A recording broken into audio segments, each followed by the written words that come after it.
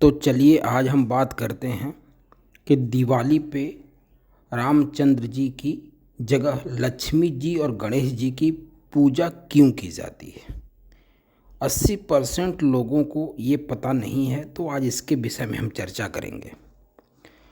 तो लोगों का कहना है कि जब राम जी वनवास से घर आए थे तो उस दिन लक्ष्मी जी की पूजा क्यों की जाती है। तो इसके दो कारण हैं।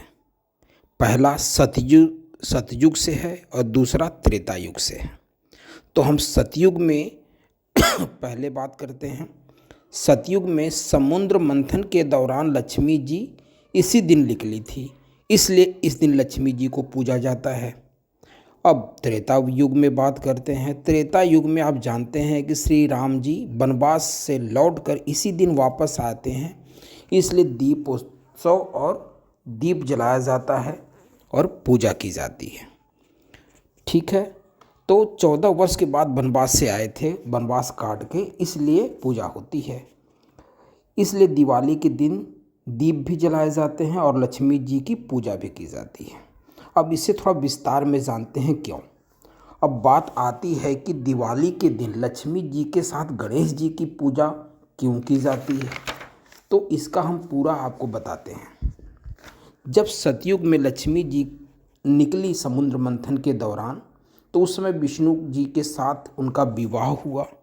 तब उसी समय से निश्चित हुआ कि लक्ष्मी जी धन की देवी होंगी और लोगों की समस्या और धन वितरण करने धन की देवी कहलाएंगी और वितरण भी यही करेंगी। और उनके साथ कुबेर जी को छोड़ दिया गया कि कुबेर जी पूरे धन का जो खजाना होगा उसके रक्षक होंगे, रखने वाले, बांटने वाले होंगे। कुबेर जी बहुत कंजूस थे, तो उन्हें धन जल्दी दिया नहीं करते थे लोगों को। तो इस बात को लेकर लक्ष्मी जी बहुत परेशान हुई। फिर वो विष्णु जी के शिकायत करती हैं कि प्रभु जो है कि वैसे तो विष्णु भगवान ने कहा कि जो है कि क्या परेशानी है लक्ष्मी जी। तो भगवान कहते हैं लक्ष्मी जी भगवान से, विष्णु जी से, कि कुबेर जी हमारे बहुत बड़े भक्त हैं, कोई परेशानी नहीं है, लेकिन थोड़ा कंजूस हैं, तो धन देते नहीं हैं किसी को जल्दी। तो इस पे क्या करें। तो विष्णु जी कहे कि ऐसा करिए, उनकी जगह किसी दूसरे जी को, भगवान को ले लीजिए। तो कहीं नहीं नहीं, वो हमारे बहुत बड़े भक्त हैं, उन्हें बहुत बुरा लगेगा, तो कुछ और हल निकालिए।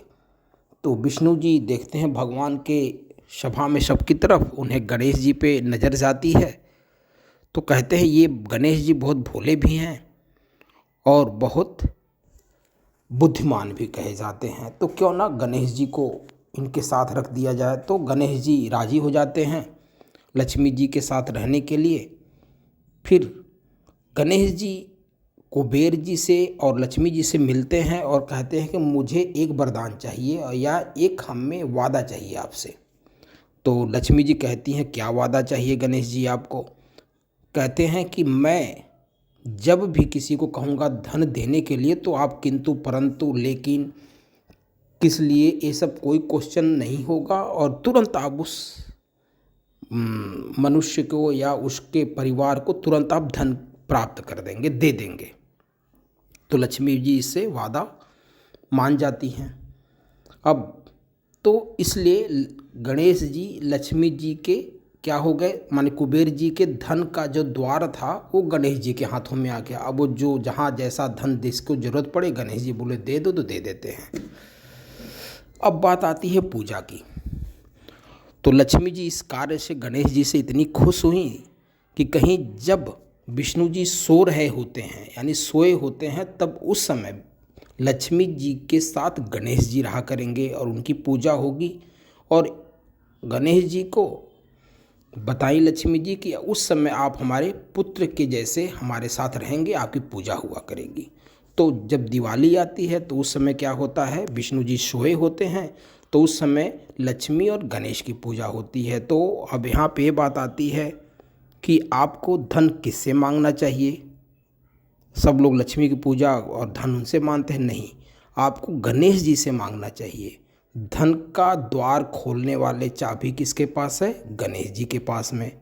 तो इसके कर्ता धर्ता सब क्या हैं? गणेश जी हैं। तो इसलिए आपको धन गणेश जी से मांगना चाहिए और दिवाली पे इसीलिए गणेश और लक्ष्मी जी की पूजा होती है। धन्यवाद।